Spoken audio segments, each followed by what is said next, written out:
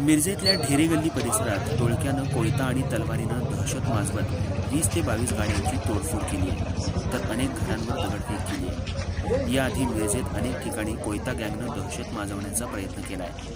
आज ढेरे गल्ली परिसरात ही घटना घडली आहे, तर एका महिलेच्या गळ्यातील सोन्याचा हार हिसडा मारून लंपास केला आहे। ढेरे गल्ली परिसरात ही घटना घडल्यानं लोकांमध्ये भीतीचं वातावरण निर्माण झाले।